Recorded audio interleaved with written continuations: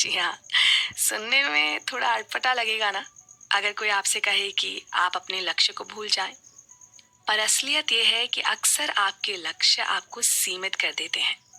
हाँ, ऐसा मैं नहीं कह रही हूँ। ऐसा तो बरसों की स्टडी और रिसर्च के बाद जाने माने लेखक जेम्स क्लियर ने अपनी इस किताब में कहा है, जिसका नाम है एटॉमिक हैबिट्स। हम इसी किताब पर चर्चा कर रहे हैं और इसका आगे का सार समझाने के लिए आपके साथ मैं हूं ना। मेरा नाम है पल्लवी। एक बड़ी सिंपल सी बात है, हम अपनी आदतों को अपने लक्ष्य के साथ जब जब जोड़ेंगे ना, तब तब उसे एक लक्ष्य तक पहुंचाने के बाद हमें लगेगा कि वाह, ये काम तो हो गया। अब हम इस आदत को बरकरार न भी रखें तो क्या? जैसे वजन घटाने का लक्ष्य बनाने के लिए बदली गई कोई आदत। जब हम अपने मनचाहे वजन पर पहुंच जाएंगे तो व्यायाम करने की या पौष्टिक भोजन करने की अपनी आदत को फिर से बदलना चाहेंगे या चीटिंग करने लगेंगे। ये तो सही नहीं होगा ना। इसलिए लेखक का कहना है कि लक्ष्यों को भूलकर उस व्यवस्था पर ध्यान दें जिसकी वजह से आप खुद में बदलाव ला रहे हैं। लक्ष्य सिर्फ वो परिणाम है जो आप पाना चाहते हैं, और व्यवस्था वो प्रक्रिया, वो प्रोसेस है जो आपको नतीजों की ओर ले जाता है। एक और उदाहरण कुछ यूं है, रेस में भागने वाले हर खिलाड़ी का लक्ष्य तो जीत ही होता है ना, पर जीतता वही है जिसकी प्रक्रिया सही हो। हमें अक्सर लगता है हमको अपने नतीजे बदलने चाहिए, जबकि समस्या नतीजे नहीं है। समस्या वो कार्य प्रणाली, वो तरीके हैं जो हमें इस तरह के नतीजों तक लाए हैं। बेहतरी के लिए सुधार करना है तो उस व्यवस्था के स्तर पर समस्या को हल करना होगा। इनपुट्स में सुधार करें, परिणाम खुद ब खुद सुधर जाएगा। ये व्यवहार की ही ताकत है कि वो एक समय में एक कदम परिवर्तन लाते हैं, और साथ ही ये भी सुनिश्चित करने में आपकी सहायता करते हैं कि ये परिवर्तन आपके जीवन का हिस्सा बन जाए। आपका व्यवहार ही एक दिन आपकी पहचान बन जाता है। यहाँ ध्यान रखने योग्य एक और बात है, आप अपने बारे में जिस तरह सालों तक सोचते रहते हैं, कुछ वैसे ही बनते भी जाते हैं। जैसे खुद के लिए ये सोचना कि मैं तो सुबह जल्दी नहीं उठ सकता हूँ, या मुझे तो लोगों के नाम याद नहीं रहते, या फिर अरे मैं तो हमेशा लेट हो जाता हूँ, या फिर ना ना ये मुझसे गणित हल नहीं होता। ये सब खुद को एक मानसिक सांचे में ढालने जैसा है। ये कहानी है जो आपने अपने लिए वर्षों से रची है, और अब आप इसे ही सच मानकर बैठे हैं। इसी के चलते एक समय बाद आप इन सब कामों को करने का सोचेंगे भी नहीं, ये मान कर कि आप तो ये कर ही नहीं सकते। देखिए, ये अच्छे से जान लीजिए कि आपकी आदतों से ही आपकी पहचान बन पाती है। आप पहले से तय धारणाओं के साथ तो पैदा नहीं हुए थे ना। आज आप जो भी मानते हैं वो हालात और अनुभव के आधार पर आपने सीखा है। जितना ज्यादा आप अपना व्यवहार दोहराएंगे, उतनी ही तेजी से उस पहचान से जुड़ते जाएंगे। आप कौन हैं, इसे बदलने का सबसे सही और आसान तरीका है कि आप जो करते हैं उसे बदलने का प्रयास करें।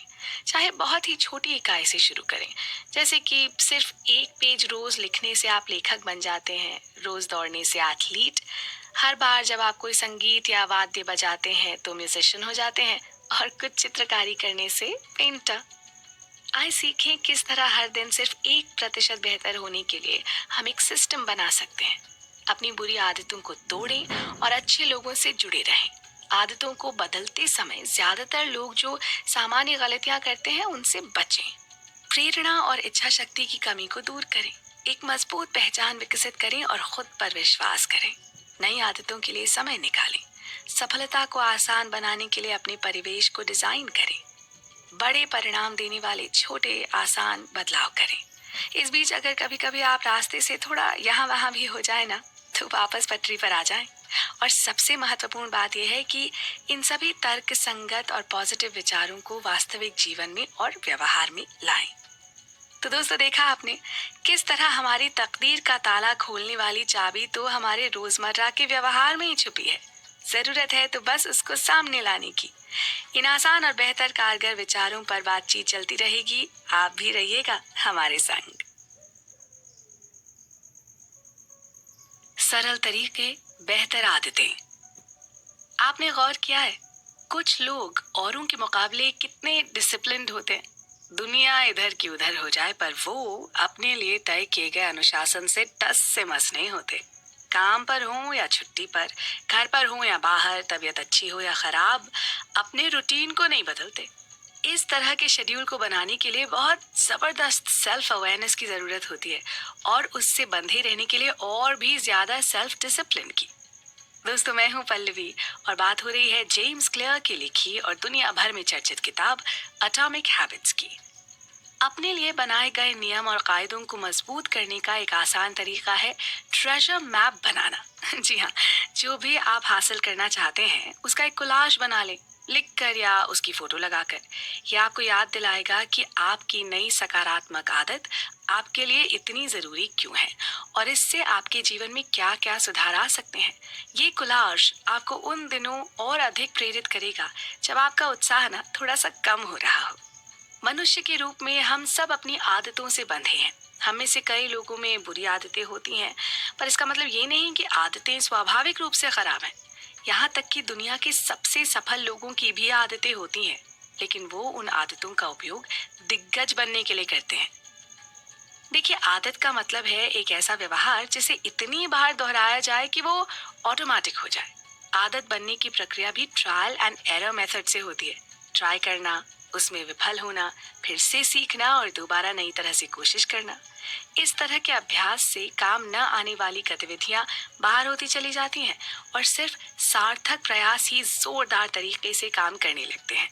सभी मानवीय व्यवहारों के पीछे यही लूप चलता है। आदत बनने का भी यही प्रोसेस है। जैसे जैसे आप अपनी नई आदत के साथ आगे बढ़ते हैं ना, इस पर विचार करते रहें कि ये आपके लिए कैसे काम कर रही है। यदि आपको इससे चिपके रहने के लिए संघर्ष करना पड़ रहा है तो सोचें कि ऐसा भला क्यों है। क्या आप कुछ ज्यादा ही महत्वाकांक्षी हैं? यदि ऐसा है तो अपने आप को ठीक करने के लिए एक बेटर मैनेज्ड और शॉर्ट टर्म गोल बनाने पर विचार करें। आदतें एक तरह का मानसिक शॉर्टकट होती हैं जो अनुभव से सीखी जाती हैं। सरल भाषा में कहें तो वो जो पिछली बार आपने किसी समस्या को सुलझाने के लिए कदम उठाए थे ना, बस वही, उन्हीं को दोहराने को आदत कहते हैं। सब कुछ जानते हुए भी कुछ लोग आदतों को लेकर बड़ी बेतुकी सी बात करते हैं, जैसे कि अरे मैं कहीं इस आदत का गुलाम तो नहीं बन जाऊंगा, या इस रसहीन जीवन को मैं कैसे जीऊंगा, कहीं इस तरह का रूटीन मेरी तबीयत को बोरियत से तो ना भर देगा। इन बातों में कोई तर्क नहीं। आपको अच्छी आदत में ढालने और स्वच्छंद रहने में से किसी एक को नहीं चुनना है। एक्चुअली अगर देखा जाए तो ये दोनों एक दूसरे के पूरक हैं। आदतों का मूल उद्देश्य जीवन की समस्याओं को हल करना है, उन्हें बढ़ावा देना नहीं।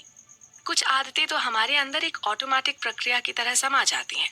हम इन्हें ना इतनी नेचुरली करते हैं कि हमें भी आभास नहीं होता। जैसे बाहर जाने से पहले बिजली पंखे के स्विच को बंद करने की आदत, घर में घुसते ही जूते उतारने की आदत, काम से लौटकर आरामदायक कपड़े पहनने की आदत, यहाँ तक कि चाय या कॉफी बनाने की आदत जो हम ऑटोमेटिकली करते चले जाते हैं बिना सोचे।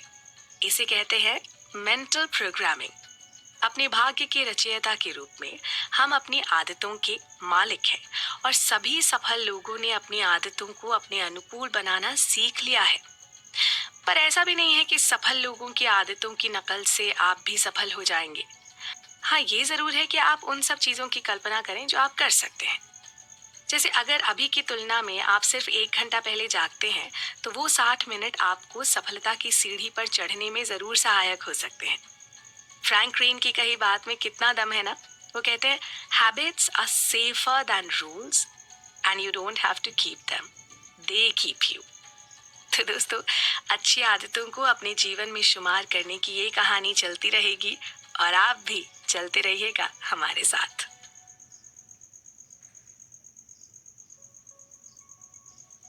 Change from with in.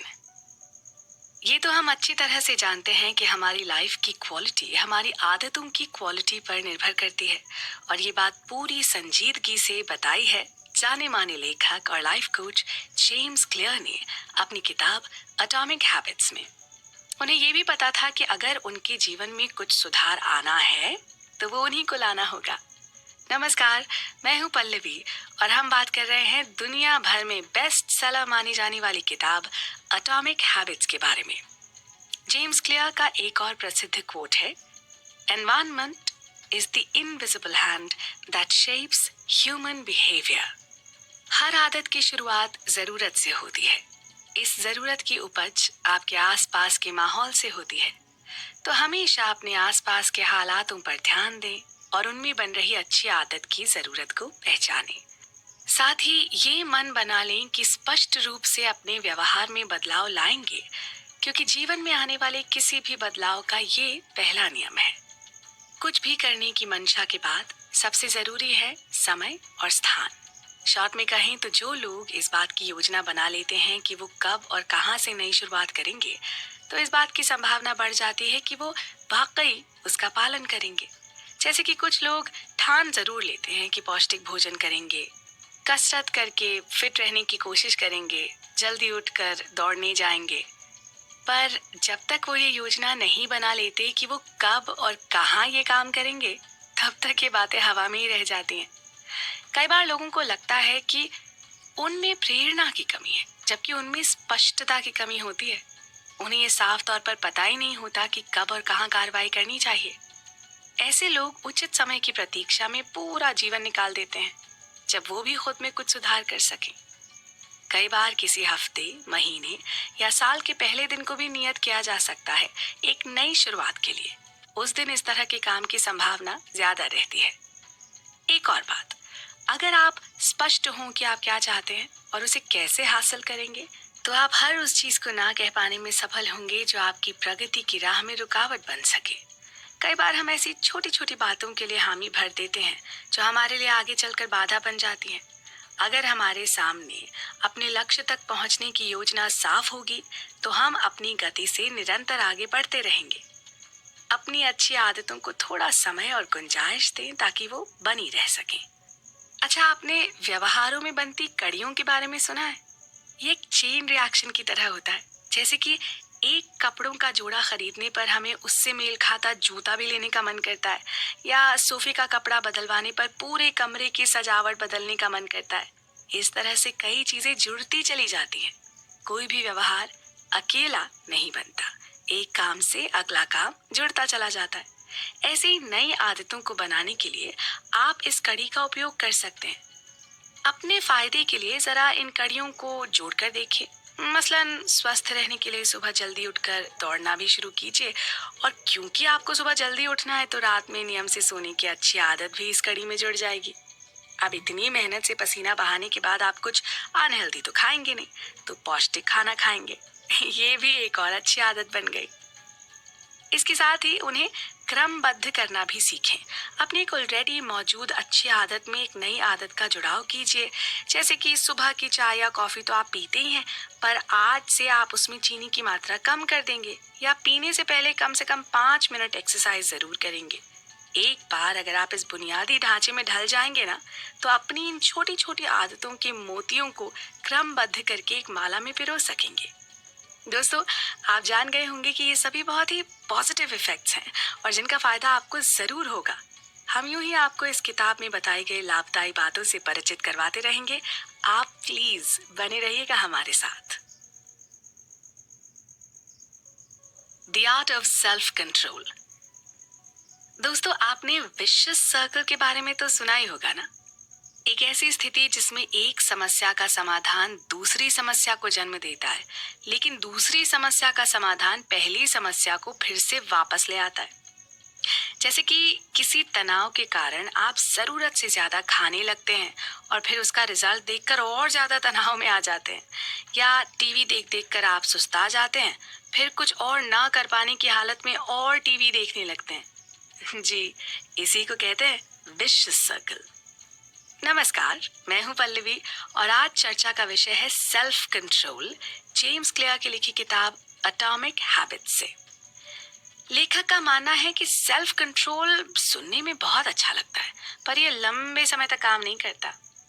कुछ समय के लिए शायद ठीक है, पर दूर तक दिखने वाले परिणामों के लिए एक अलग ही स्ट्रैटेजी अपनानी होगी, क्योंकि हर बार आप अपनी इच्छा शक्ति पर काबू नहीं कर पाएंगे। आप अपनी खराब आदत को रोक सकते हैं, पर हमेशा के लिए उसे भूल जाना ये संभव नहीं है।